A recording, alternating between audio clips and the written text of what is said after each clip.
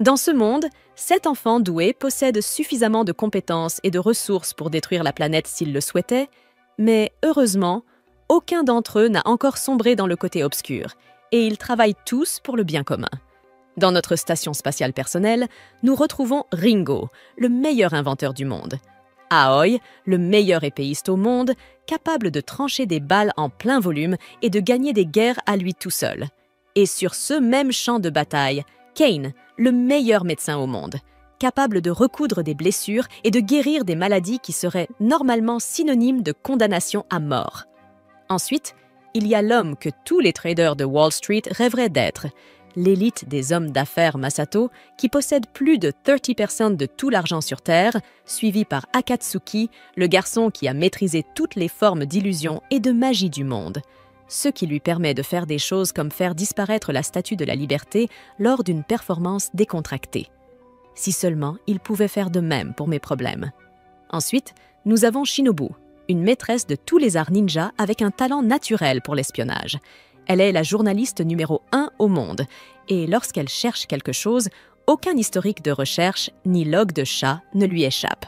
Et enfin, Mikogami Tsukasa, le plus grand homme politique au monde. Et vous savez qu'il doit être incroyable dans son travail, car il a été élu Premier ministre du Japon et dirige le pays, bien qu'il ne soit même pas assez vieux pour conduire une voiture.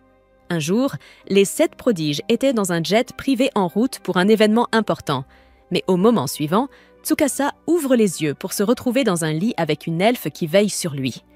L'elfe est soulagée que Tsukasa soit enfin réveillé, mais elle lui conseille de ne pas trop bouger car il est encore gravement blessé. Tsukasa tente de se souvenir de ce qui s'est passé, et c'est là qu'il se rappelle du crash de l'avion et des autres personnes qui étaient avec lui. Il demande désespérément à l'elfe si SS amis sont toujours en vie, et heureusement, elle lui dit que tout le monde va bien. Bien que les autres 6 soient encore inconscients pour l'instant, Tsukasa est content qu'il s'en soit sorti, alors il se détend enfin et se présente à l'elfe. Elle fait de même et lui dit que son nom est Lirul, alors Tsukasa la remercie de les avoir sauvés. Elle lui répond qu'il ne doit pas s'en faire, car elle ne pourrait jamais abandonner ceux qui ont besoin d'aide. D'ailleurs, Tsukasa n'a pas mangé depuis le jour du crash, alors Lirul va lui apporter un ragoût et lui propose de l'aider à manger. Tsukasa accepte son offre.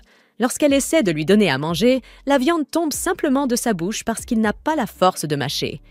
Lirul sait que l'état de Tsukasa ne fera qu'empirer s'il ne mange pas un repas complet, alors elle met la viande dans sa bouche, la mâche et la lui donne de bouche à bouche.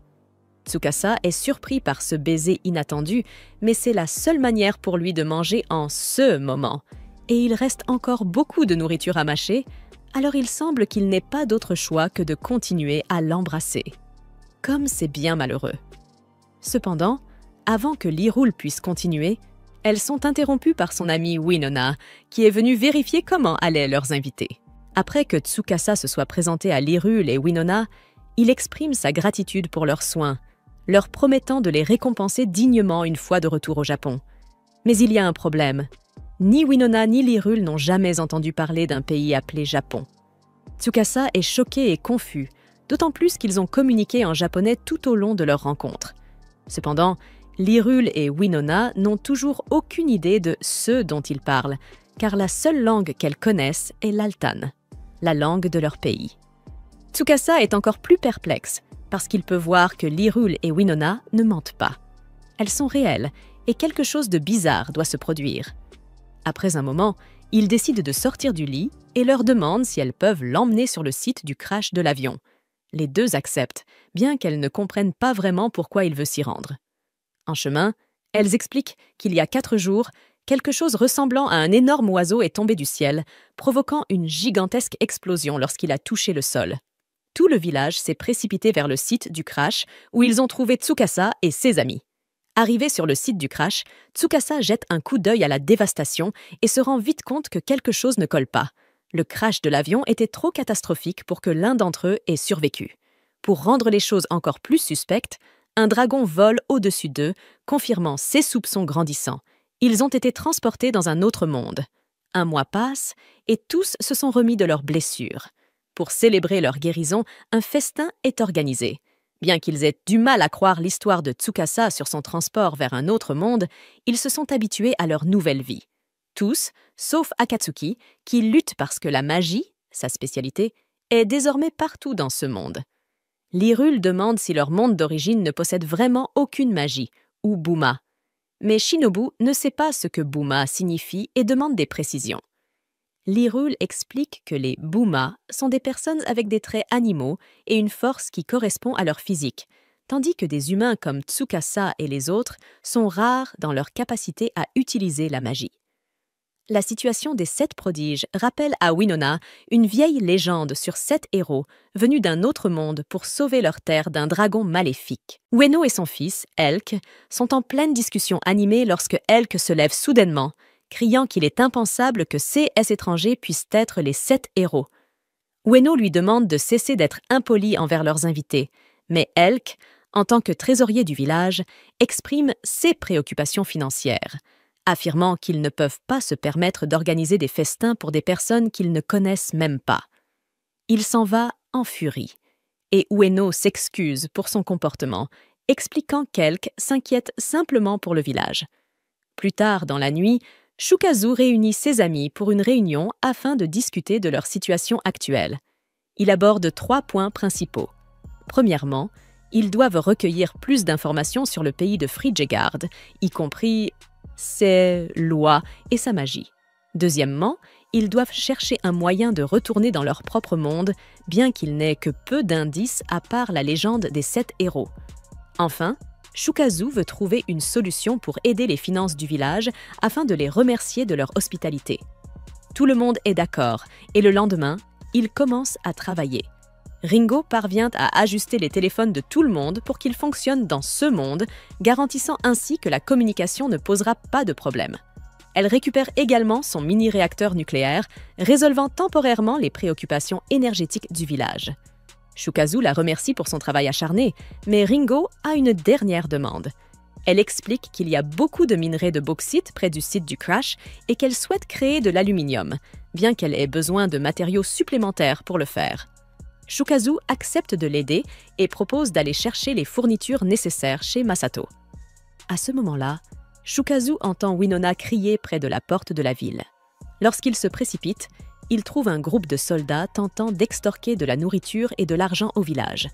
Un des chevaliers impériaux dit à Winona qu'elle devrait être reconnaissante de leur protection, sous-entendant que si le village contrariait l'ordre des chevaliers, il pourrait faire face à de graves conséquences.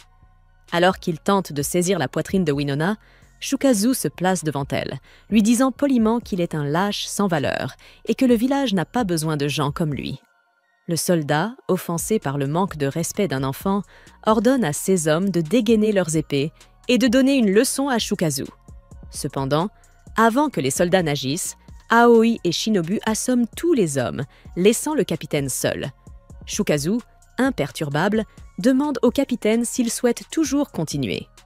Le capitaine, trop fier pour reculer, tente de trancher Shukazu, mais le jeune héros est bien entraîné en arts martiaux. En un instant, Shukazu attrape le capitaine, entièrement armé, et le jette au sol. Il prend l'épée du capitaine et le menace de le tuer si lui et ses hommes ne quittent pas immédiatement le village. N'ayant pas d'autre choix, le capitaine et ses soldats fuient. Bien que le village soit en sécurité, Merchant exprime des inquiétudes, demandant si les actions de Shukazu pourraient causer des ennuis, car les soldats rapporteront sûrement l'incident au seigneur local. Shukazu le rassure, révélant qu'il a déjà préparé une police d'assurance. Alors que les soldats se retirent, le capitaine jure de se venger en rapportant le village au seigneur féodal. Mais au moment où il prononce ces mots, une explosion se produit et Akatsuki apparaît devant eux, prêt à passer à l'action. Akatsuki se présente comme un grand mage et dit aux chevaliers qu'il ne peut pas les laisser partir maintenant qu'il sait qu'ils ont toujours l'intention de nuire au village. Il les avertit qu'il va s'occuper d'eux personnellement. Terrifiés, les chevaliers implorent qu'il les épargne et promettent qu'ils ne rapporteront rien de cette histoire. Akatsuki reste impassible, sachant qu'ils représentent une menace continue pour le village. De retour au village, Shokuso organise une réunion avec tout le monde. Compte tenu des événements récents, il pense qu'il devrait contribuer au village et aider à améliorer les choses. Bien qu'il ait toujours l'intention de retourner sur Terre, Personne ne sait comment ils sont arrivés ici, encore moins comment repartir. Shokuso leur suggère de tirer le meilleur parti de la situation actuelle et de donner un coup de main. Pendant ce temps, Masato décide d'accompagner Elk dans un voyage commercial. Lorsqu'ils arrivent à la société commerciale, Masato est dégoûté de voir combien peu le propriétaire leur propose pour leurs marchandises. Le propriétaire, Gao, dit à Masato que s'il n'aime pas les prix, il peut partir, bien qu'il note qu'il n'y a pas d'autres entreprises commerciales dans la région. Masato, ne voulant pas se faire arnaquer, se tourne pour partir. Avant qu'ils ne partent, Jokoi, l'intermédiaire local, leur rappelle que seules les entreprises disposant d'un permis du maire sont autorisées à exercer dans la ville et qu'il est presque impossible d'en obtenir un. Elk demande à Masato où il compte aller, puisqu'il n'y a aucun autre endroit pour vendre leurs marchandises. Masato, cependant, a une règle simple quand il s'agit de négocier. Il acceptera un accord seulement s'il l'aide à atteindre ses objectifs. Avec les prix de Gao, il est impossible que le village survive à l'hiver s'il les accepte. Elk reconnaît cela, mais se sent toujours coincé, pensant qu'ils n'ont pas d'autre option. Masato le rassure, lui disant qu'il n'a pas à laisser Jokoi en profiter. Il lui promet que s'il le laisse s'occuper du reste des affaires, ils peuvent garantir de faire une fortune et de faire fermer New Glen Trading Company d'ici la fin de la semaine. Masato ne rigolait pas. Dès ce soir, il réussit à obtenir un permis commercial du maire. Elk, stupéfait, lui demande comment Masato a réussi cela. Masato explique tranquillement que c'était étonnamment facile. Il a fait espionner le maire par Shinobu et elle a rapidement découvert des informations compromettantes à son sujet. Le maire recevait des pots de vin de la part de New Glen Trading Company pour refuser des permis à d'autres. Comme cela était illégal, ils ont fait chanter le maire avec les informations trouvées par Shinobu et il a cédé, leur accordant le permis commercial. Avec le permis en main, Masato dit à Elk qu'il est temps de faire des stocks. Elk ne comprend pas puisqu'ils sont venus pour vendre leurs marchandises et ils n'ont pas assez d'argent pour acheter du stock pour une société commerciale. Masato le presse de faire confiance au processus. Masato rencontre quelques Buma, des personnes avec des traits animaux qui sont également venues en ville pour vendre leurs marchandises. Il leur explique qu'il détient désormais un permis commercial et a fondé l'Elm Trading Company. Dès demain, ils ouvriront leurs portes en centre-ville. Masato leur propose un marché. Ils pourront vendre leurs marchandises sous le nom de sa société en échange d'un pourcentage de leurs ventes. Normalement, il prendrait 20%, mais en tant qu'offre spéciale, il ne prendra que 10% s'ils aident à vendre les articles. Les Buma sont confus par le pourcentage, alors Masato leur explique comment cela fonctionne, s'assurant qu'ils comprennent bien l'accord. Un tapis sur le marché coûte environ 450 cuivres, mais si vous essayez de le vendre à Neuschlin Trading Company, vous aurez de la chance d'en obtenir 150 en raison de leur prix bas. En revanche, Masato propose un accord où les Buma pourraient vendre le tapis pour 400 cuivres et ils ne prendraient que 10%, ce qui signifie qu'ils gagneraient 360 cuivres. Cela semble être une excellente offre pour les Buma, qui demandent à Masato s'il est d'accord pour qu'ils en parlent à leurs amis. Masato accepte, leur disant qu'ils peuvent en parler à autant de gens qu'ils veulent. Plus tard dans la nuit, Shinobu rend visite à Masato dans sa chambre. Pensant que Neuschlin a dû passer à l'action, Masato lui demande s'il prévoit quelque chose. Shinobu confirme, révélant que Neuschlin a l'intention de déclarer la guerre à l'Elm Trading Company dès le lendemain. Elk est inquiet, mais Masato lui dit de ne pas paniquer. Il explique que Neuschlin va commencer à acheter des stocks à n'importe quel prix et les vendre au centre-ville à des prix aussi bas que possible, en négligeant les bénéfices. Le but est de pousser l'Elm Trading Company hors du marché. Masato pense que leur stratégie est bonne, mais il est déjà préparé. Il ouvre la fenêtre et montre à Elk un groupe de personnes qu'il a rassemblées. Avec leur aide, Masato va détruire Neuschlin une bonne fois pour toutes. Le lendemain, Jokoi ordonne à ses hommes d'acheter autant de marchandises que possible à n'importe quel prix pour éliminer l'Elm Trading Company du marché. Cependant, à sa grande surprise, ses hommes lui rapportent que personne n'est prêt à leur vendre. Jokoi se rend au centre-ville pour voir par lui-même, et il est choqué de constater que ses étals sont vides, tandis que ceux de l'Elm Trading Company sont remplis de marchandises. À ce moment-là, Jokoi est confronté à Masato et au groupe de marchands itinérants que Masato a embauchés.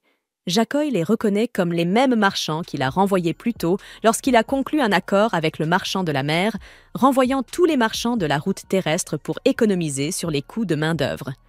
Il avait également forcé ceux qui voulaient lui vendre de lui apporter leurs marchandises eux-mêmes. Cette vision à court terme a conduit à la chute de l'entreprise, mais elle a offert à Masato une excellente occasion d'embaucher CSS mêmes marchands et de signer avec eux un contrat d'exclusivité de 3 ans. Maintenant, personne ne veut vendre de marchandises à Jakoi, peu importe le prix qu'il offre. Jakoi commence à paniquer et tente de convaincre les marchands que Masato les trompe et qu'il leur offrira plus que ce que Masato leur donne. Mais les marchands en sont déjà conscients. En fait, Masato leur a personnellement dit qu'ils gagneraient plus d'argent s'ils décidaient de vendre à Jakoi. Cependant, ils connaissent la réputation de Jakoi.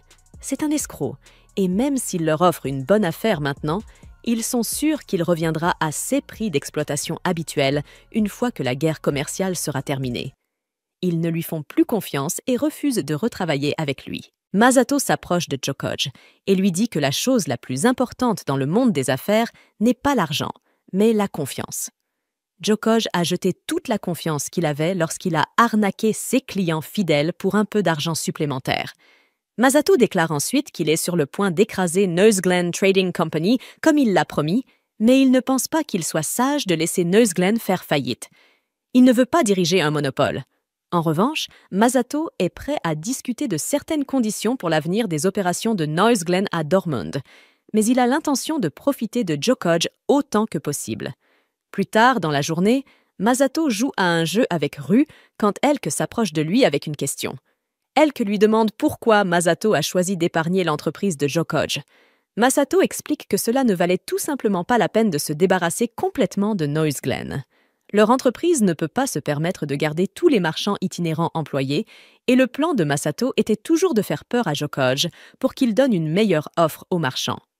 De retour au village, Shinobu remet à Tsukasa un rapport sur les affaires qu'il lui avait demandé d'enquêter. D'abord, elle lui explique que la magie dans ce monde est catégorisée en 4 éléments, le feu, l'eau, le vent et la terre, et qu'elle fonctionne exactement comme on pourrait s'y attendre. Cependant, les personnes capables d'utiliser la magie sont assez rares. Par exemple, dans le territoire de Findolf, la seule personne qui peut utiliser la magie est l'officier mage qui vit dans le château du seigneur. Tsukasa lui demande si elle a appris quelque chose sur la magie qui les a amenés dans ce monde, mais Shinobu n'a pas encore trouvé grand-chose, car les informations sur la magie sont rares. Cependant, elle a découvert autre chose. Il semble qu'ils n'auront pas beaucoup de chance en suivant la légende des 7 héros. En enquêtant sur les héros, Shinobu a découvert une religion appelée la foi des 7 lumières, qui était liée aux héros. Malheureusement, cette foi a été détruite il y a plus de 500 ans par l'Empire Frigegard, ainsi que toutes les autres religions de l'époque, afin que l'Empire Frigegard puisse obtenir un contrôle total sur le peuple. En conséquence, il ne reste presque plus de traces de religion dans l'Empire. Malgré cela, Tsukasa insiste sur le fait que cela pourrait être leur seul indice pour trouver un moyen de revenir sur Terre, et qu'ils doivent continuer à chercher, même si cela signifie parcourir tout le continent. Cependant, Shinobu lui avertit que fouiller tout le continent sera difficile, car la région où il se trouve nécessite d'obtenir un permis de voyage de Marcus Findolf pour partir. Findolf est notoirement difficile à traiter, et Shinobu doute qu'ils aient une tâche facile. À ce moment-là, Akatsuki arrive en courant pour informer tout le monde qu'un groupe de villageois est parti chasser plus tôt dans la journée et a rencontré quelque chose appelé le chef de la forêt. Les villageois sont maintenant dans une grande difficulté. Tsukasa, Aoi et Kane se précipitent immédiatement vers la forêt pour aider. Ils trouvent le groupe de villageois juste au moment où un ours géant est sur le point de les tuer. Aoi passe à l'action, saute et donne un coup de pied à l'ours dans l'arrière de la tête, le faisant tomber du cliff. Elle saute ensuite après lui pour finir le travail.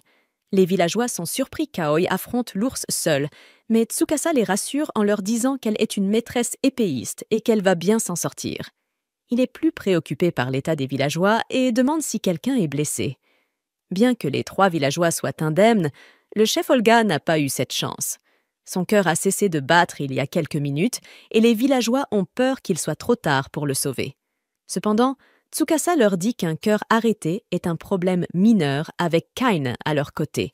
Kain évalue rapidement l'état d'Olga, et il est clair que son corps est gravement endommagé. Son corps est pratiquement cuit. Il est trop tard pour le sauver, mais Tsukasa affirme qu'un cœur arrêté n'est qu'un détail mineur tant que Kana est là. Celle-ci évalue rapidement l'état général d'Olga. Son corps est en piteux état. Toutes ses côtes sont brisées, ses entrailles pendent hors de son abdomen, et son cœur ne bat plus depuis maintenant 3 minutes. Pourtant, malgré la gravité de la situation, Kana ne montre aucun signe d'inquiétude. Elle annonce qu'elle va commencer l'opération immédiatement. Au même moment, au fond de la falaise, Aoi continue d'affronter un ours. En un seul mouvement rapide, elle réussit à lui trancher proprement la tête. Pendant ce temps, Kana entame l'incision du corps d'Olga. On ne sait pas d'où elle a sorti tout le matériel médical, mais elle parvient à refermer toutes ses blessures en quelques minutes. Il ne lui reste plus qu'une chose à faire, redémarrer son cœur. N'ayant pas de défibrillateur, Kana saisit manuellement le cœur d'Olga et commence à le presser avec précision jusqu'à ce que le sang se remette à circuler. Une fois cette étape accomplie, elle referme sa poitrine et annonce qu'il devrait se réveiller dans 2 ou 3 jours. Alors que tout semble s'arranger de ce côté-là, une nouvelle menace surgit au village. Un groupe de chevaliers arrive, mené par le chevalier en chef Inzaghi. Sans perdre de temps, il ordonne à ses hommes d'arrêter tous les habitants. Il accuse le village entier de trahison, affirmant qu'ils ont gagné de l'argent illégalement grâce à la société commerciale Helm. Masato tente de le raisonner, lui expliquant que tout a été fait légalement et qu'il possède les preuves nécessaires. Mais Inzaghi lui rétorque froidement « Non, vous êtes pauvre, alors pour qui vous prenez-vous à croire que vous pouvez mener une vie décente tant que je suis là ?» Il annonce alors qu'il va confisquer tout leur argent et prévoit même de brûler le bâtiment où se trouvent les villageois, juste pour le plaisir. Lorsque Tsukasa et les autres reviennent enfin, ils découvrent la mairie en flammes, avec tous les villageois piégés à l'intérieur. Les survivants veulent se précipiter pour les sauver, mais Tsukasa les arrête. Il leur rappelle qu'ils ont un expert en évasion parmi eux et qu'un simple incendie ne suffira pas à les retenir. Et effectivement, quelques secondes plus tard, Akatsuki surgit dans le ciel, portant tous ceux qui étaient prisonniers, sauf Lirul, qui reste introuvable. Très vite, il réalise que Lirul a été capturé. La colère gronde dans le village et tous sont prêts à prendre d'assaut le château de Tyndale pour la libérer.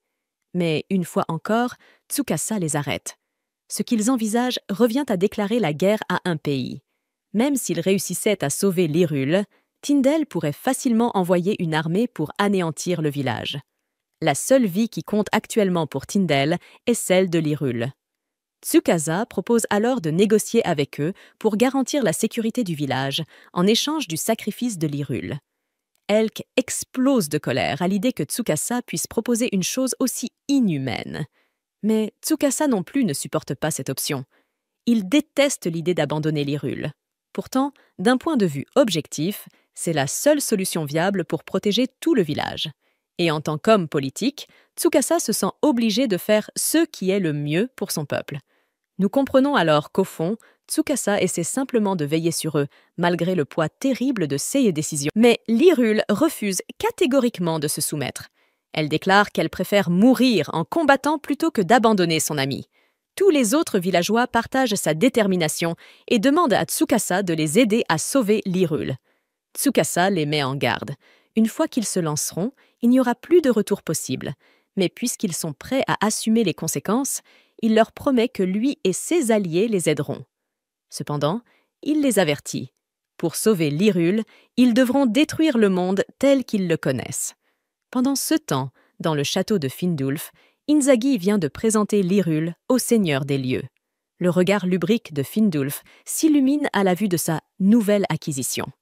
Satisfait, il promet une généreuse récompense à Inzaghi pour lui avoir ramené un jouet aussi séduisant. Inzaghi quitte la pièce avec un sourire satisfait, convaincu qu'il recevra un bonus bien mérité. Findulf, quant à lui, ordonne à Lirul de s'approcher afin qu'il puisse la toucher sans retenue. Lirul, bien que dégoûtée, feint la coopération. Elle sait que tant qu'elle ne contrarie pas le seigneur, son village a une chance d'être épargné. Mais l'odeur fétide du souffle de Findulf la dégoûte tellement que, lorsqu'il tente de l'embrasser, un pouvoir magique inconnu se réveille en elle. Instinctivement, Elle libère une décharge d'énergie qui projette Findulf de l'autre côté de la pièce. Choqué par ce qu'elle vient de faire, Lirul s'évanouit. Furieux et humilié, Findulf ordonne immédiatement à Inzaghi d'attacher Lirul. Il est désormais encore plus excité par sa résistance. Mais il n'a pas le temps de passer à l'action. À cet instant précis, les villageois encerclent le château. Le canon à rail de Ringo fait feu, perçant un immense trou dans les murs de pierre. L'alarme maximale est déclenchée. Inzaghi se précipite sur les remparts et aperçoit une armée inattendue. Les habitants du village d'Elm envahissent la forteresse à travers l'ouverture. Il est d'abord confiant. Ce ne sont que des villageois. Il ordonne donc aux archers de tirer jusqu'au dernier. Mais il se heurte à l'impossible. Toutes les flèches sont repoussées. Chaque villageois porte un bouclier gigantesque couvrant l'intégralité de son corps. Inzaghi est stupéfait. Un tel bouclier devrait être bien trop lourd pour quiconque. Et pourtant, Masato lui explique calmement que leur inventrice, Ringo, a conçu un métal spécial, un alliage d'aluminium et d'autres métaux improbables, fruit d'expériences ratées en chimie. Ce métal moderne s'appelle le duralium. Léger, solide et parfaitement adapté à la guerre, il rend leurs armes et boucliers redoutablement efficaces. Malgré tout, Inzaghi ordonne à ses troupes d'avancer. Ils sont largement supérieurs en nombre. Mais leur avantage ne pèse pas lourd face à Aoi, qui se jette dans la mêlée, tranchant les soldats comme s'ils étaient en papier. Winona rejoint rapidement le combat, amplifiant le carnage. Pendant ce temps, Tsukasa et Shinobu, grâce aux informations de cette dernière sur un passage secret, s'infiltrent dans le château. Ils progressent dans les couloirs sombres en direction de la chambre du seigneur Findulf, persuadés que Lirul y est retenue prisonnière. Soudain, alors qu'ils s'apprêtent à tourner un coin, Shinobu s'arrête net. Elle a pressenti un danger. Une seconde plus tard, une décharge magique surgit devant eux. L'assaillant n'est autre que Gale Stafford, le mage en chef du château. Dehors, les soldats commencent à perdre leur sang-froid après avoir vu tous les corps entassés par Aoi et Winona. Et pour briser complètement leur volonté de se battre, Akatsuki fait son apparition pour se produire. Flottant au-dessus du champ de bataille, il se présente comme un grand mage et annonce qu'il a un cadeau mortel pour tous les soldats. Il jette alors plusieurs bombes fumigènes au sol, et pour être clair, ce ne sont que des bombes fumigènes ordinaires. Mais quand l'homme magique flottant dit qu'il vous lance quelque chose de mortel, on ne prend pas de risque. Tous les soldats abandonnent et fuient, et Inzaghi regrette que l'officier mage ne soit pas là, car lui, sûrement, ne perdrait pas contre une bande d'enfants. Cependant, à l'intérieur, l'officier mage est occupé à perdre contre une gamine. Il envoie sans cesse des coups invisibles vers Shinobu pour tenter de la vaincre, mais il a le schéma d'attaque d'un squelette de niveau un atteint d'arthrite, donc il n'est pas difficile d'esquiver ses entailles. Elle finit par réduire la distance et utilise son propre sort, appelé « tasé à charge complète », pour le zapper à la tête jusqu'à ce qu'il perde connaissance. Cela règle le CA de Gale, mais Inzaghi et d'autres gardes arrivent bientôt, alors Shinobu dit à Tsukasa de continuer pendant qu'elle les retient. Tsukasa arrive enfin à la chambre de Findolf et trouve Lirul attachée. Mais alors qu'il s'approche pour la libérer, il est blessé par une balle tirée par Findolf, qui se cachait sous le lit. Honnêtement, c'était une manœuvre brillante de Findolf, mais il gâche toute chance d'avoir l'air cool en faisant une danse étrange. Et malheureusement pour lui, il n'a même pas réussi à tuer Tsukasa, car ce dernier porte toujours un costume pare-balles, et un vulgaire pistolet à silex ne serait jamais assez puissant. Tsukasa sort alors son Glock, chargé avec 6 balles, ce qui est plus que suffisant pour tuer Findolf sur place. Findolf réalise que Tsukasa pourrait vraiment le tuer, alors il propose de lui remettre Lirul et de faire comme si rien ne s'était passé. Mais Tsukasa ne pourrait jamais accepter ça. Pour commencer, après tout, ce qu'ils ont fait, il est impossible que l'Empire les laisse partir, même si Findolf leur accordait une faveur. La seule voie possible est de déclencher une révolution. Il tire alors sur Findolf en pleine tête, mais seulement avec une balle en caoutchouc, pour l'immobiliser. Tsukasa va ensuite vérifier l'état de Lirul, mais au moment où il la libère, ses yeux se mettent à briller en bleu et sa voix change. C'est comme si un être parlait à travers elle. Cet être dit faiblement qu'il ne lui reste plus beaucoup de temps, mais laisse un avertissement à Tsukasa. Le monde est à nouveau dévoré par le dragon maléfique, et c'est aux 7 héros de le sauver. Après Seesmo, l'être disparaît, et Lirul reprend connaissance. Elle est confuse de voir Tsukasa la tenir, mais lorsqu'elle voit Findolf à terre, elle comprend ce qui a dû se passer. Elle commence à pleurer, car elle sait que cela signifie beaucoup d'ennuis pour le village à cause d'elle. Mais bien qu'il y ait beaucoup à faire, Tsukasa la rassure en disant qu'ils traverseront tout cela ensemble.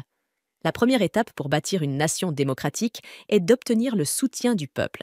Et quelle meilleure manière de gagner leur coopération qu'avec des filles lapines sexy sur scène. Aoi et Kanan s'adressent au peuple de Dormant et annoncent qu'elles sont ici pour leur présenter un dieu.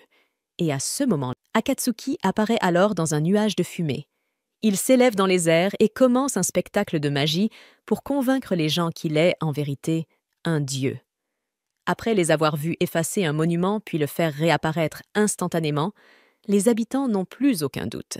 Akatsuki est vraiment un dieu. Tout se passe exactement comme Tsukasa l'avait prévu. Il savait que la meilleure façon de convaincre les gens de les rejoindre était de créer une religion en laquelle ils pourraient croire. Puisqu'ils se nomment la foi des 7 Lumières, ils espèrent qu'un jour quelqu'un connaîtra la véritable signification de cette foi et les contactera. Pendant que les autres sont occupés avec leur campagne sacrée, Elk et Shinobu sont en mission pour recueillir des informations sur Bookvald. Elk ne comprend pas pourquoi ils ont dû venir jusque-là, dans la neige, mais Shinobu est déterminé à obtenir ces renseignements, alors il n'a pas d'autre choix que de la suivre. Pendant ce temps, à Dormin, le public soutient pleinement la foi des 7 Lumières, ce qui commence à inquiéter les nobles. Shinobu envisage même de fuir complètement la ville, mais lorsqu'il se tourne vers sa servante pour lui demander de préparer ses affaires, il est choqué de découvrir que sa servante n'est autre que Tsukasa déguisée. Heiser est mal à l'aise face à cette apparition soudaine, mais Tsukasa le rassure. Il est venu juste pour discuter, car il avait le sentiment que les nobles pourraient mal interpréter leurs intentions. Ils ne sont pas là pour persécuter les nobles ni semer le chaos dans la ville. Au contraire, Tsukasa souhaite coopérer avec eux puisqu'il a encore besoin qu'ils fassent leur travail. Bien sûr, il promet qu'ils seront dûment récompensés. L'autre option serait de fuir le pays et d'abandonner tout ce qu'ils ont construit. Heiser accepte donc la proposition de Tsukasa et lui demande ce qu'il attend de lui. Tsukasa répond qu'il veut simplement que Heiser continue ses fonctions de maire et prête allégeance à la foi des 7 Lumières. Le lendemain, le camion sacré de Groot revient sur la place de la ville. Mais cette fois, au lieu des filles lapines, c'est Heiserar qui déclare qu'à partir d'aujourd'hui, la ville de Dormin sera gouvernée par la foi des 7 Lumières. Le peuple déjà dévoué est ravi, mais certains chevaliers de la ville ne sont pas contents. Cette nuit-là, Tsukasa tient une réunion pour discuter de leurs objectifs. Mais avant de commencer, tout le monde en profite pour se moquer de lui, car il porte une tenue de servante. Ringo, toujours obsédé par Tsukasa, adore la photo, et Madame Otto promet de lui en envoyer une copie pour sa collection personnelle. Revenons au sujet. Maintenant qu'ils se sont établis comme un dieu et ses anges, Tsukasa dit à tout le monde de faire une pause et de lui laisser gérer le reste des opérations. Comme Akatsuki est leur dieu, rien de mal ne doit lui arriver. Tsukasa demande à Aki de garder Akatsuki en permanence, et elle jure de ne jamais le quitter, même quand il ira aux toilettes. Cain mentionne que les fournitures médicales commencent à manquer et qu'elle souhaite fabriquer des antibiotiques. Tsukasa demande alors à Madame Otto de lui fournir le matériel nécessaire. Il manque aussi d'électricité, alors Tsukasa demande à Ringo d'aider à construire une nouvelle centrale électrique, mais elle n'a pas assez de matériaux pour une autre centrale nucléaire. Elle devra donc se contenter pour l'instant de la centrale thermique. Il ne reste plus qu'une seule chose à régler. Tsukasa prévoit d'intégrer tous les gardes de la ville en un seul ordre de chevalerie. Mais pour cela, ils auront besoin d'un capitaine des chevaliers. Et Tsukasa connaît la personne parfaite pour ce poste. Pendant ce temps, Shinobu est toujours en mission pour recueillir un maximum d'informations. Elle flatte certains chevaliers impériaux afin d'apprendre ce qu'ils savent. Apparemment, l'Empire prépare une armée pour attaquer les rebelles à Fendulf, le tout sous les ordres du seigneur Gustave. Après une longue journée d'espionnage, Shinobu revient dans sa chambre avec Elk et lui raconte ce qu'elle a entendu à propos de Gustave. C'est un officier mage spécial, réputé comme un désastre naturel ambulant, mais on ne sait pas vraiment à quel point il est compétent. Shinobu prévoit de le rencontrer en personne et elle traîne Elk avec elle.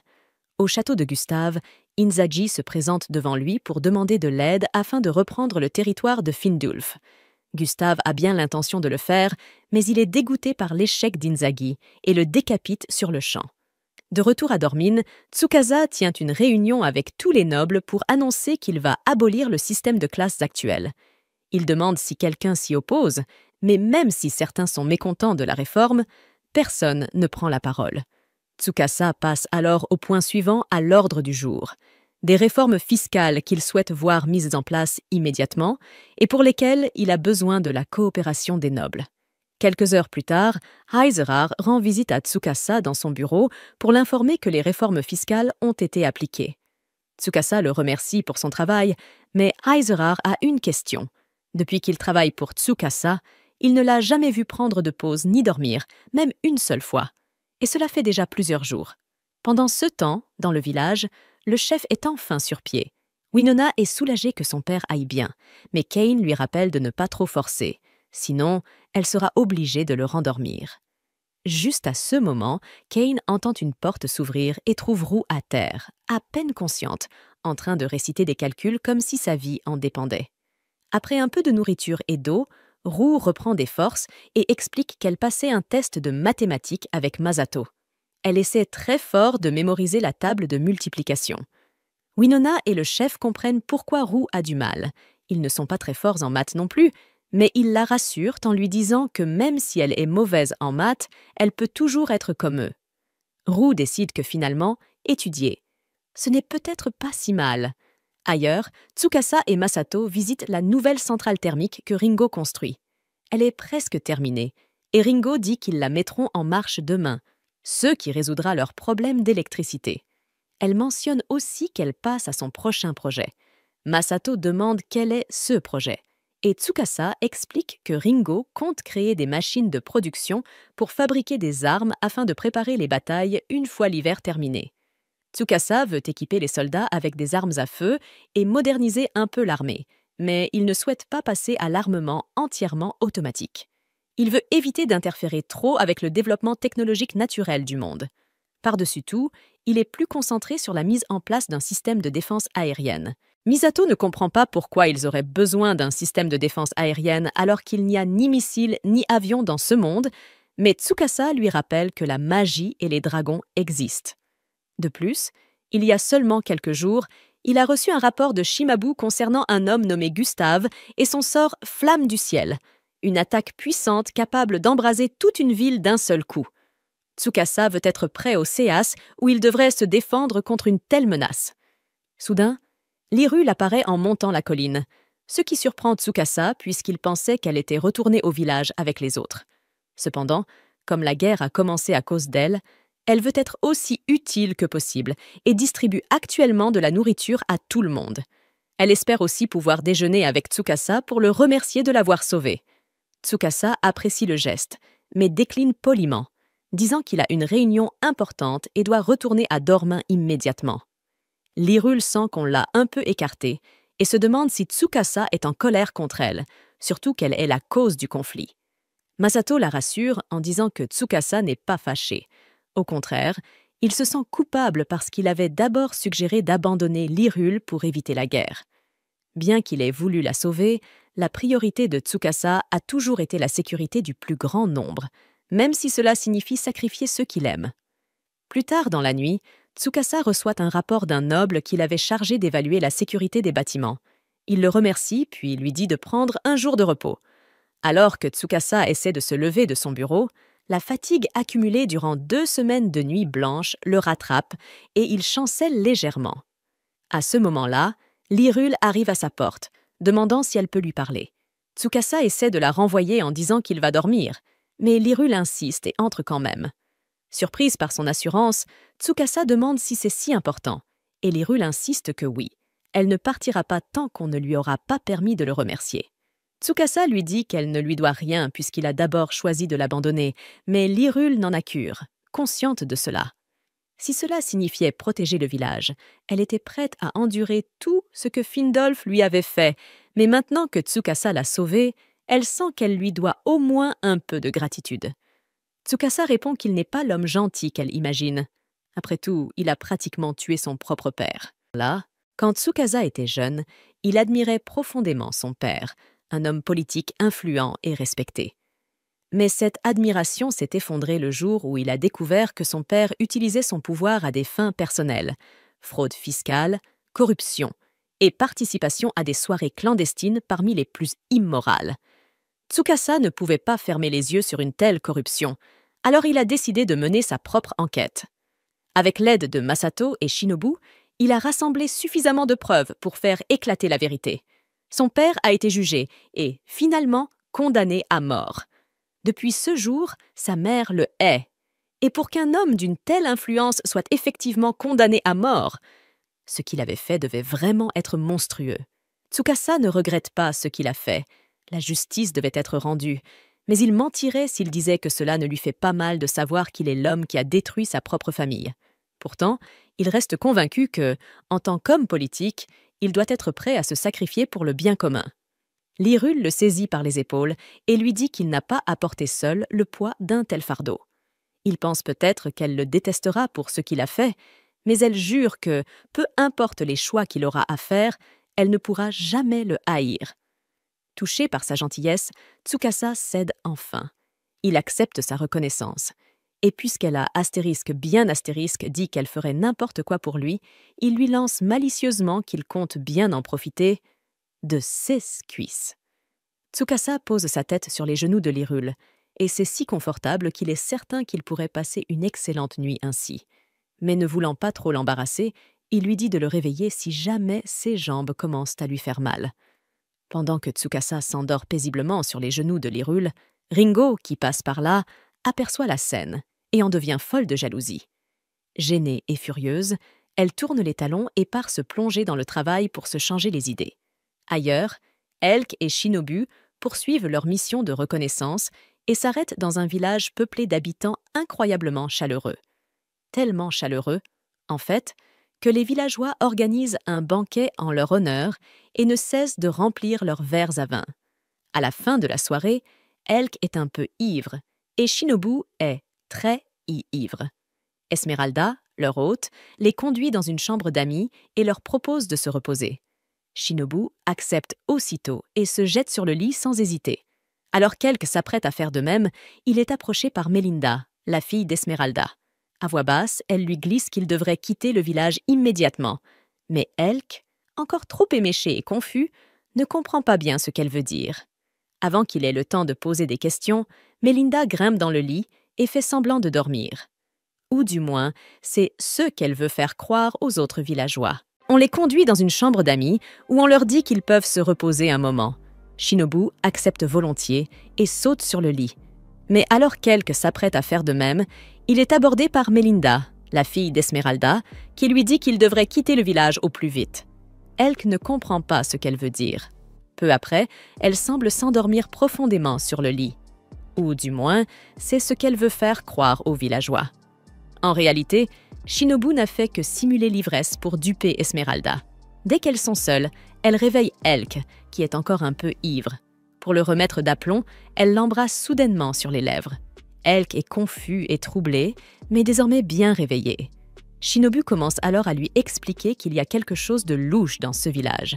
Elk ne comprend toujours pas ce qu'elle veut dire, alors elle lui fait remarquer que, malgré leur apparente générosité, aucun villageois n'a touché à la nourriture durant le banquet, alors qu'ils semblaient tous affamés.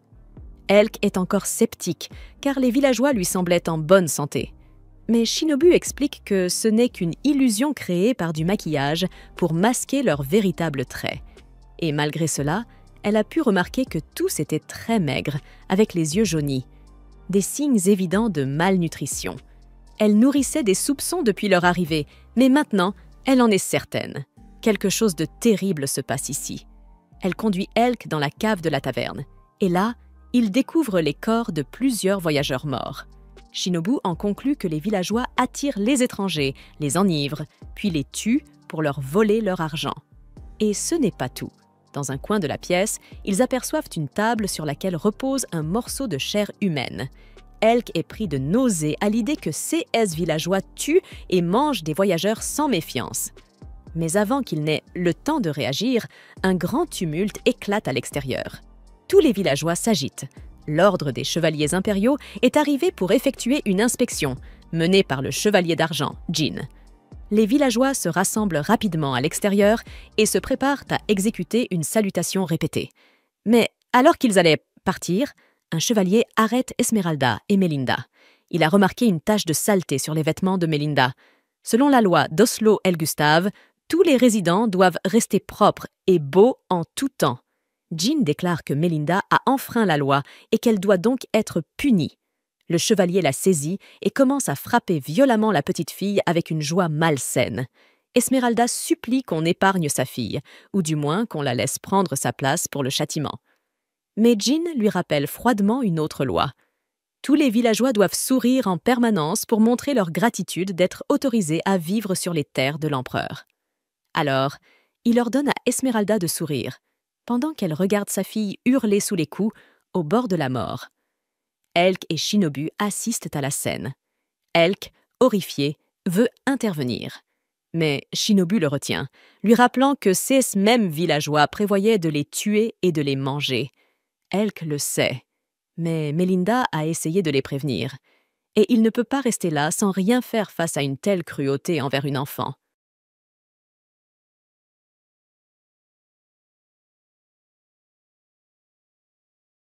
Shinobu non plus ne supporte pas ce qu'elle voit, alors elle accepte qu'il faut agir, mais demande à Elk de la laisser gérer cela seule. Dans la rue, le chevalier continue de frapper Melinda, même après qu'elle a perdu connaissance. Shinobu crie alors pour attirer l'attention des chevaliers sur elle. Jean remarque un shuriken dans la main de Shinobu et suppose qu'elle est une ninja du clan Yamato du Nord. Il se trompe complètement, mais Shinobu décide de jouer le jeu. Elle propose un marché. Même si ses compétences ne suffisent sans doute pas à vaincre tous les chevaliers, elle est certaine de pouvoir tuer au moins la moitié d'entre eux, y compris Jean. Toutefois, si Jean relâche Melinda, elle promet de se rendre sans opposer de résistance. Jean accepte. Elle ordonne donc à ses hommes de libérer Melinda et de la remettre à Esmeralda. Fidèle à sa parole, Shinobu laisse tomber ses armes et se laisse capturer. Elle est ensuite emmenée dans une forteresse, attachée dans une salle de torture, probablement en vue d'un interrogatoire. Pourtant, elle pourrait facilement se libérer si elle le voulait. Mais ce qui l'intéresse davantage, c'est d'obtenir des informations sur les chevaliers impériaux. Il semble d'ailleurs que la première personne avec qui elle devra traiter sera Jean elle-même. Pendant ce temps, au village, Esmeralda vient de terminer de soigner les blessures de Melinda. Elle se tourne vers Elk pour le remercier du fond du cœur d'avoir sauvé sa fille. Mais Elk lui répond froidement. Il a vu ceux qui se trouvaient au sous-sol. Les yeux d'Esmeralda s'écarquillent, emplis de panique et de remords. Elle sait qu'elle ne pourra jamais être pardonnée pour ce qu'elle a fait, mais elle n'avait pas le choix. C'était la seule manière de survivre. Autrefois, leur village était plutôt prospère, basé sur l'agriculture. Mais depuis que Gustave a pris le pouvoir, tout a changé. Il a immédiatement imposé un décret d'embellissement, exigeant que chaque route, chaque bâtiment, chaque personne paraisse belle en tout temps, sous peine de sanctions sévères. Les rénovations ont ruiné les villageois, et comme la moindre saleté sur leurs vêtements entraînait des punitions, ils n'avaient même plus le droit de cultiver leurs champs. Ils étaient condamnés à mourir de faim. Le seul moyen qu'ils avaient trouvé pour survivre, c'était de voler les voyageurs et de les manger. Esmeralda pensait que tout irait bien tant que sa famille restait unie.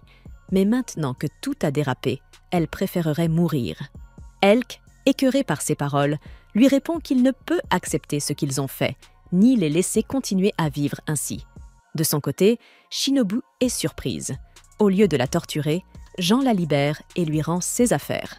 Elle lui révèle qu'elle fait partie de la Brigade Azurée, un groupe secret qui prépare un soulèvement contre Gustave à cause de sa mauvaise gestion de la région. Elle demande à Shinobu de les aider à mettre un terme au règne de terreur de Gustave.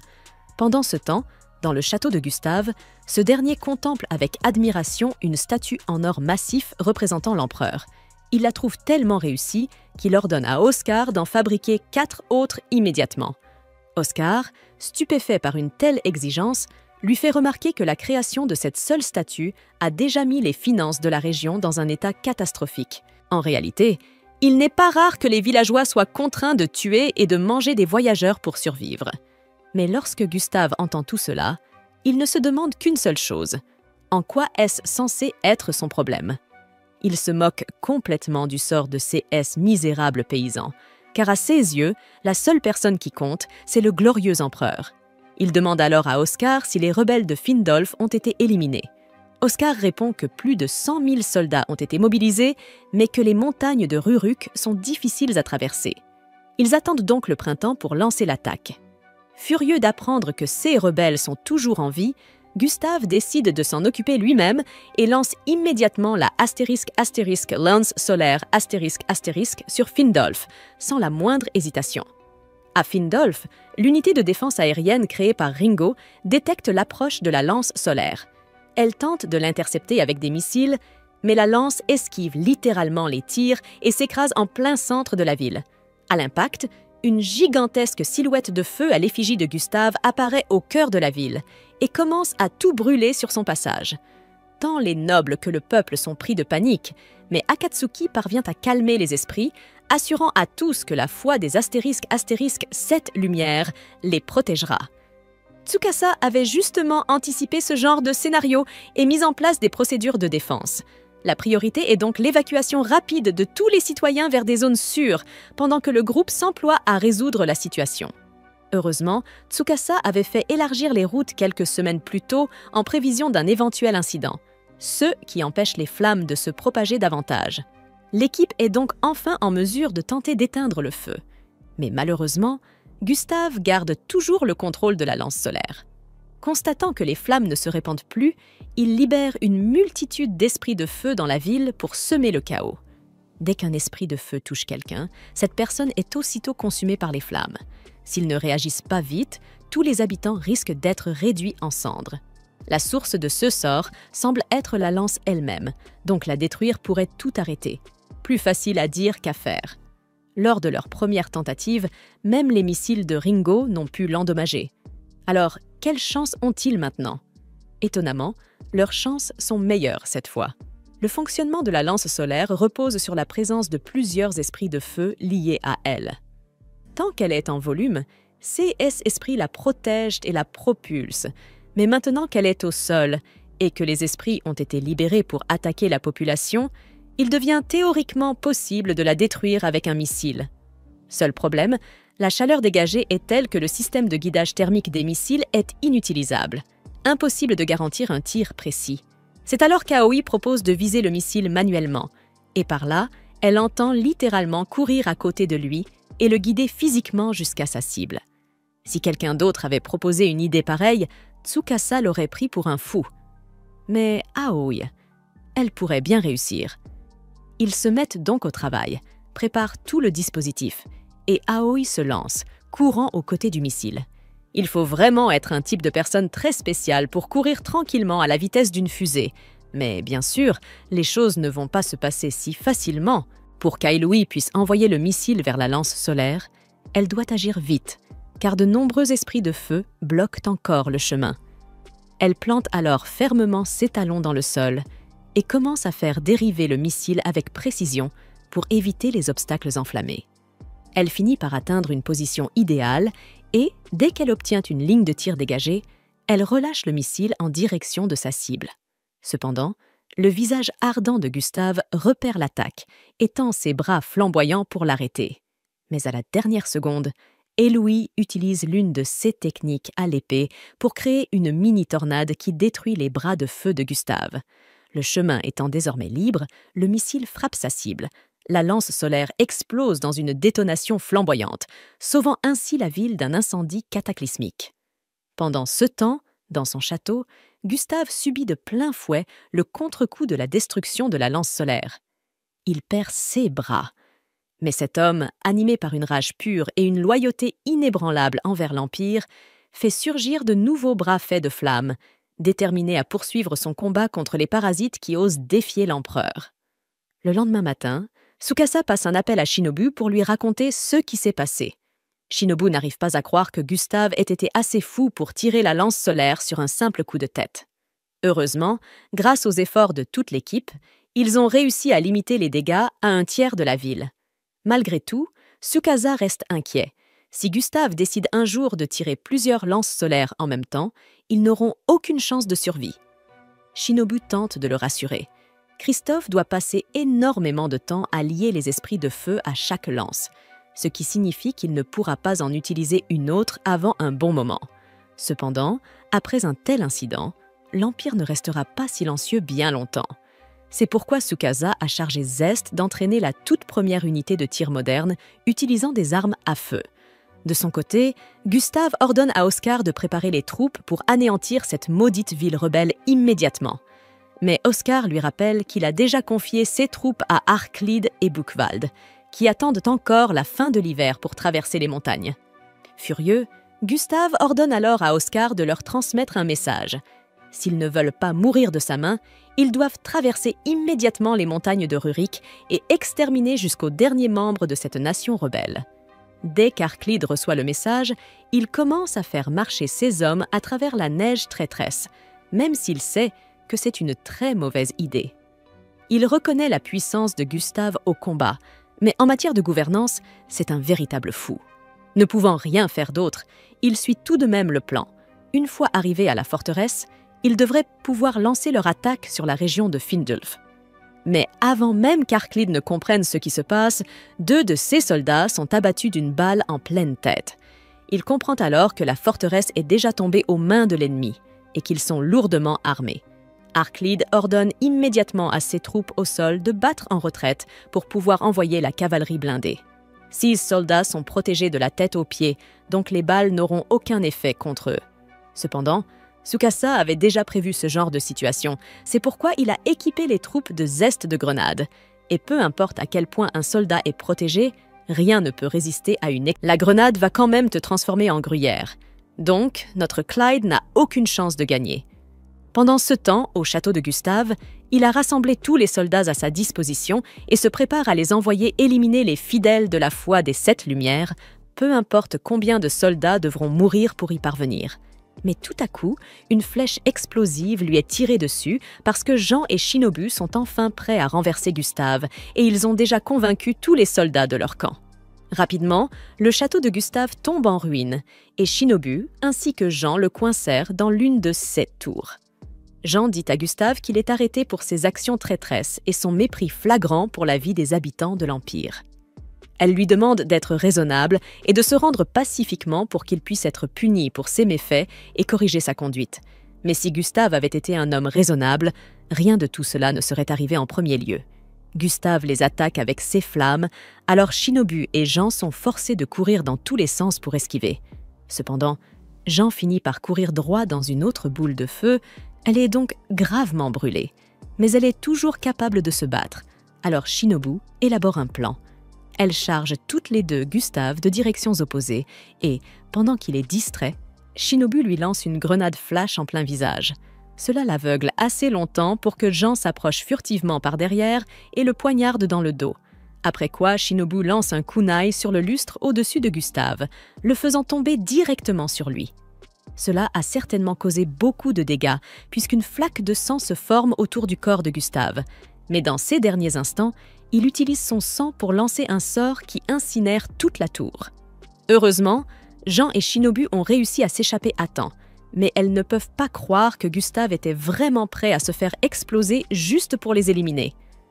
Après la prise de contrôle, Shinobu appelle Tsukasa et le reste de ses amis afin qu'ils puissent étendre leur influence sur le territoire de Gustave et offrir des secours à tous ceux qui ont dû souffrir sous son règne. Et vu à quel point Gustave était mauvais, il n'a pas fallu longtemps pour que les habitants changent de camp, mais il y a encore une chose qui tracasse Shinobu puisqu'elle n'a jamais réussi à trouver le corps de Gustave.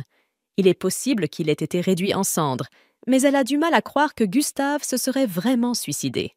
Pourtant, Jean et le reste de la Brigade Azur prétendent partout que Gustave est mort. Cela conclut pour l'instant le rapport de Shinobu, alors Tsukasa lui dit qu'elle peut aller se reposer avec les autres. Ils passent tous une journée spa très relaxante offerte par le personnel du château, puis ils retournent rencontrer Tsukasa. Mais Akatsuki ne comprend pas pourquoi il a été entraîné dans la même salle de massage que toutes les filles. Tsukasa lui explique qu'il doit avoir Aoi à proximité au Sias où quelque chose arriverait, car même si les gens les ont acceptés, ce territoire reste techniquement ennemi. Avant de commencer la réunion, Masato demande si quelqu'un a vu l'Hyrule récemment. Alors Tsukasa leur dit qu'elle est dehors en train d'aider à laver les draps et les bandages pour tous les blessés de la prise de contrôle. L'Hyrule apprend à utiliser la magie sous la direction de Gale, et elle est plutôt douée, donc elle peut facilement enlever les impuretés. Les capacités magiques de l'Hyrule sont déjà comparables à celles d'un mage d'élite, ce qui réjouit tout le monde de l'avoir de leur côté. Mais ils doivent encore décider quoi faire avec la Brigade Azur. Jusqu'à présent, leurs relations ont été bonnes, et un accord diplomatique entre la Brigade Azur et la Foi des Sept Lumières serait bénéfique pour tous. Cependant, Tsukasa estime qu'une coopération est impossible. Lorsqu'on lui demande pourquoi, il explique qu'une des conditions de paix exige que la Foi des Sept Lumières paie et reconstruise une gigantesque statue en or que Gustave avait faite et qui aurait été détruite pendant le combat. Tsukasa soupçonne que le nouveau chef, Conrad, a menti en disant que la statue était infestée de guêpes, dans le seul but de leur extorquer de l'argent. Tsukasa n'a pas confronté Conrad, car il ignore encore si Gustave est vraiment mort, et si ce n'est pas le cas, Gustave reviendra sûrement pour récupérer la statue, et Tsukasa ne veut pas qu'il soit impliqué dans cette affaire. Il prévoit aussi de révéler la corruption de Conrad au moment opportun, afin de faire basculer l'opinion publique en leur faveur. Avant de répartir les rôles, Kena intervient pour dire quelque chose d'important. Tsukasa et Ringo n'ont pas dormi depuis 5 jours à force de travailler, et en tant que médecin, elle leur ordonne de prendre une pause. Tsukasa ne peut pas contredire cela, et puisqu'ils vont prendre une journée de repos, il demande à Kena si elle souhaite les accompagner en ville pour un rendez-vous. Ringo est très excité et demande des conseils pour ne pas gâcher cette opportunité. Plus tard dans la journée, elle retrouve Tsukasa en ville. Le rendez-vous se passe comme un rendez-vous normal, mais les tentatives de Ringo pour faire succomber Tsukasa échouent lamentablement, et elle est tellement embarrassée qu'elle s'évanouit. Quelques heures plus tard, Ringo se réveille sur les genoux de Tsukasa, et la journée étant presque finie, elle a raté sa chance d'un rendez-vous romantique, mais elle est bien décidée à réessayer. Juste à ce moment, Tsukasa lui dit qu'il a une tâche importante pour elle, car la révolution pourrait bientôt devoir passer à la vitesse supérieure. Quelques jours plus tard, Conrad rencontre son supérieur, le général Nuro de l'armée impériale. Nerveux à l'idée de sa réaction face au renversement de Gustave, Conrad est surpris que Nuro ne s'en offusque pas. Nuro reconnaît que Gustave était un mauvais leader et félicite Conrad d'avoir agi pour sauver le peuple de l'empereur Lindwurm. Cependant, il ne peut tolérer la foi des Sept Lumières et ordonne à Conrad de l'éliminer, lui prêtant le pouvoir de Tanganyika, un mage si puissant qu'il peut manifester instantanément sa lance du soleil. De retour à la base du groupe, Ringo vient de terminer la création de leur première ogive nucléaire, mais elle demande à Tsukasa si c'est vraiment une bonne idée d'introduire une telle arme dans le monde. Tsukasa partage aussi ses doutes. Mais s'ils veulent défendre leur nation, alors ils doivent pouvoir démontrer qu'ils possèdent un pouvoir destructeur qu'on ne doit pas prendre à la légère. Pendant ce temps, dans la forteresse de la Brigade Azur, Jean surplombe la ville et fait le serment d'apporter des changements positifs à l'Empire, maintenant qu'ils ont renversé Christophe. Mais tout à coup, Razenak, le chevalier de Conrad, apparaît et tente de tuer Jean sans prévenir. Jean ne comprend pas ce qui se passe, alors elle demande à Razenak pourquoi il agit ainsi contre une alliée. Il lui répond que Conrad lui a donné l'ordre de la tuer. Finalement, Jean est renversé par Razenak et maintenu au sol par plusieurs gardes. Elle commence alors à crier à Razenak qu'il n'a aucun honneur en tant que chevalier. Mais l'honneur n'a aucune valeur pour Razenak, donc tuer est toujours une option. Il n'a jamais été comme Jean de toute façon, alors il est content d'avoir enfin une excuse pour se débarrasser d'elle. Mais avant que le sort de Jean ne soit scellé, 2 kunai sont lancés directement dans la gorge des gardes. Shinobu saute alors et utilise son taser pour électrocuter Razenak, offrant à Jean l'occasion parfaite de se relever et de le poignarder à travers la tête. Jean est profondément troublée, car elle ne comprend pas pourquoi la Brigade Azur, qui s'est toujours consacrée à servir le peuple, pourrait la trahir ainsi. Mais Shinobu lui dit qu'elle doit voir quelque chose. Elle conduit Jean au sous-sol et lui montre la statue en or que le comte Conrad prétendait avoir perdue.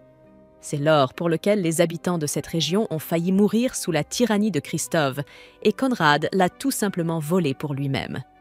Shinobu dit à Jean que Conrad n'a jamais eu à cœur le bien-être du peuple, mais elle voit que Jean se soucie vraiment du peuple. Elle l'invite donc à rejoindre la foi des 7 Lumières afin qu'elle puisse créer un monde meilleur. Jean prend la main de Shinobu et accepte de faire tout ce qu'elle peut pour aider leur cause. Mais à ce moment-là, la porte du sous-sol s'ouvre et Conrad entre avec Tanganyika. Conrad est venu montrer à Tanganyika la statue d'or qu'il a récupérée et il est assez fier de lui car cette chose vaut des millions. Cependant, Tanganyika semble en colère parce que Conrad a détruit la statue. Conrad essaie d'expliquer qu'il n'a pas trouvé d'acheteur pour la statue entière, alors il a dû la casser en morceaux pour la vendre. Mais cette excuse ne suffit pas à Tanganyika. Il a déjà décidé de ne pas se venger de Conrad pour l'avoir renversé, car ses actions nuisent au royaume de l'empereur, mais il refuse de laisser passer un tel manque de respect envers l'empereur. Tanganyika révèle qu'il est en réalité Gustave, et le fait que Conrad ait détruit une statue de l'empereur est impardonnable. Il décide donc de brûler la brigade Azur jusqu'aux fondations, en commençant par Conrad. Shinobu et Jean assistent à cela, et maintenant Gustave sait qu'elles sont là. Elles doivent donc partir au plus vite. Elles courent aussi vite qu'elles le peuvent, tandis que Gustave commence à déchaîner sa colère dans le château de la Brigade Azur, réduisant tout le monde en cendres sans distinction.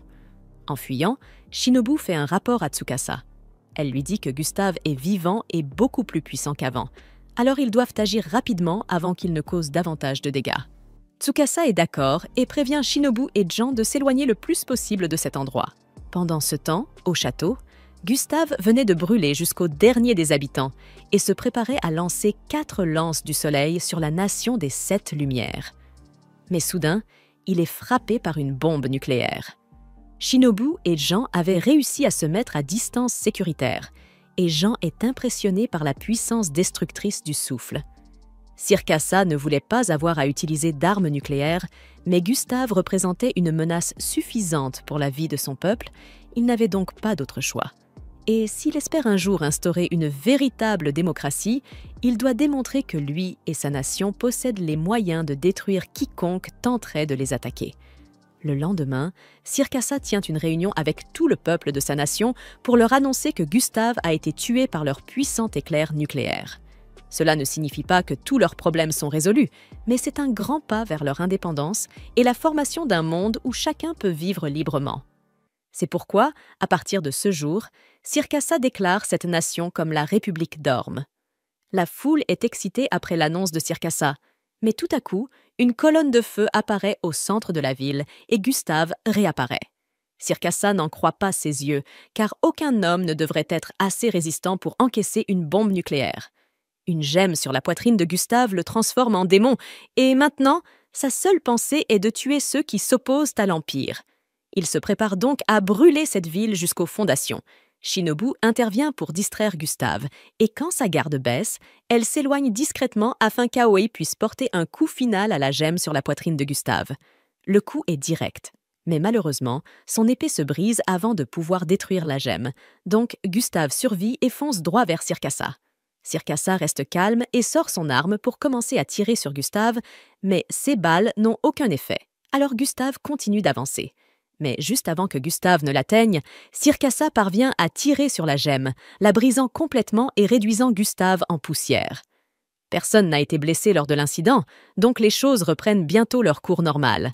Mais beaucoup de choses échappent encore au groupe concernant ce monde et l'empereur que servait Gustave.